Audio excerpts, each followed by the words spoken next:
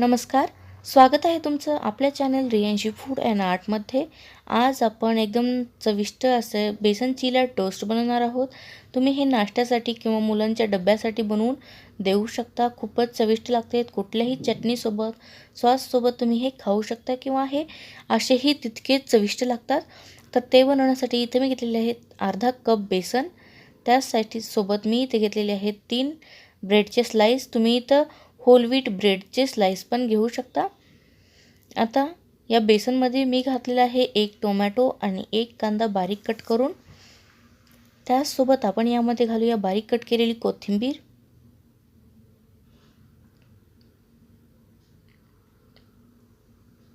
1 चमचा आलं लसूण आणि हिरवी मिरचीची पेस्ट घातलेली आहे, 2 लसणाच्या पाकळ्या, 2 हिरव्या मिरच्या आणि थोडंसं आलं घालून मी त्याची पेस्ट केलेली आहे. त्याचसोबत मी इथं घातलेलं आहे मीठ चवीनुसार. मसाले आपल्याला थोडेसे जास्त घालायचे आहेत कारण नंतर आपण ब्रेडचा वापर करणार आहोत, तेव्हा आपण मसाले थोडेसे जास्तच घालून घ्यायचे आहेत. तर 1 चमचा मी भाजलेल्या जिऱ्याची पूड घातलेली आहे.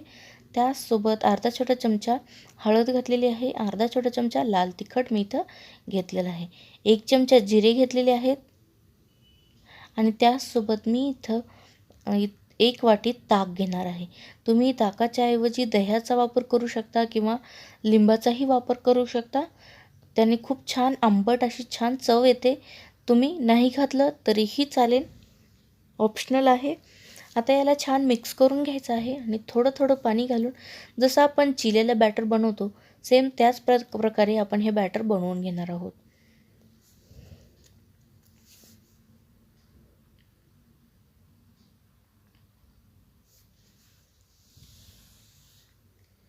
तर हे आणखीन थोडंसं घट्ट आहे, तर मी आणखीन थोडं यामध्ये पाणी घालत आहे आणि याला परत एकदा व्यवस्थित मिक्स करून घेणार आहे.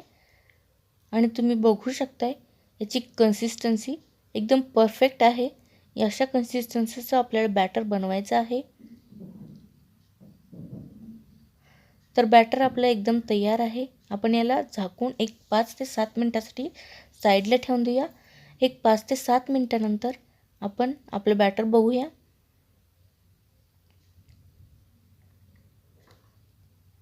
तर आपलं बॅटर जे आहे ते एकदम तयार आहे, तुम्ही बघू शकताय.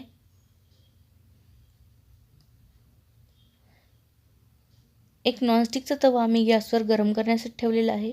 आता एक जी ब्रेडची स्लाइस घेतली होती आपण, ते अशा प्रकारे आपल्या बॅटरमध्ये डीप करायचे आहेत आणि आपला जो नॉनस्टिकचा तवा आहे त्यावर मी थोडंसं तेल लावून घेणार आहे.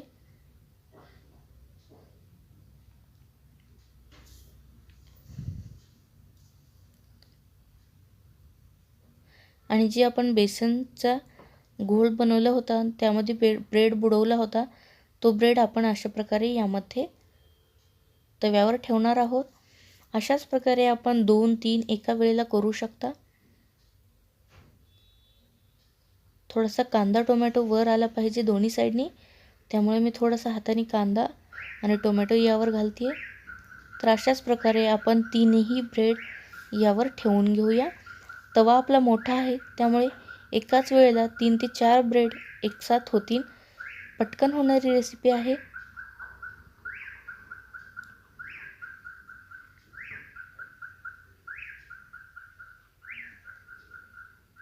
तर मी इथे तिसराही ब्रेड ठेवलेला आहे.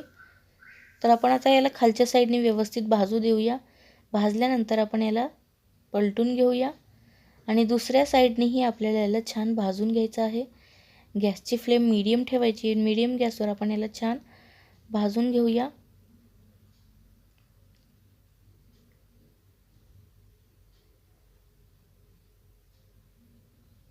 तुम्ही पाहू शकता किती सुंदर दिसत आहे हे. मुलांना नक्की आवडेल. खूप सोपी रेसिपी आहे, तितकीच चविष्टही आहे. आता वरून थोडंसं तेल मी यावर सोडणार आहे. तुम्ही बटरचाही वापर करू शकता, तुपाचाही वापर करू शकता. तर दोन्ही साईडनी आपल्याला छान भाजून घ्यायचं आहे. मी याला दोन्ही साईडनी छान भाजून घेणार आहे, म्हणजे आपलं बेसन जे आहे ते छान भाजलं जाईल.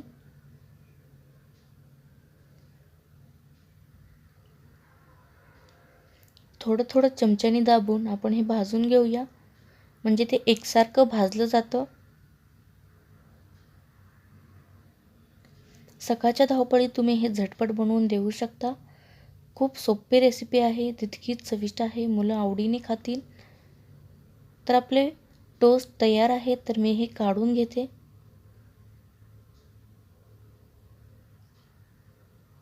तुम्ही बघू शकता किती सुंदर दिसत आहेत. हव्या त्या शेपमध्ये तुम्ही याला कट करून चटणीसोबत सॉससोबत खाऊ शकता. तर हे बघा किती मस्त दिसत आहेत, तुम्ही पाहू शकताय.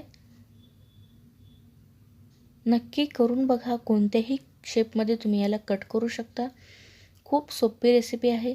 तुम्हाला जर माझी ही रेसिपी आवडली असेल तर प्लीज व्हिडिओला लाईक करा, शेअर करा आणि अजून माझ्या चॅनेलवर नवीन असाल आणि चॅनेलला सबस्क्राईब केले नसेल तर प्लीज सबस्क्राईब करा. बाजूला जे बेल आयकॉन आहे तेही क्लिक करा, म्हणजे नवीन व्हिडिओचं नोटिफिकेशन तुम्हाला रेग्युलर मिळेल. पुन्हा भेटूया नवीन एका रेसिपीसोबत. धन्यवाद.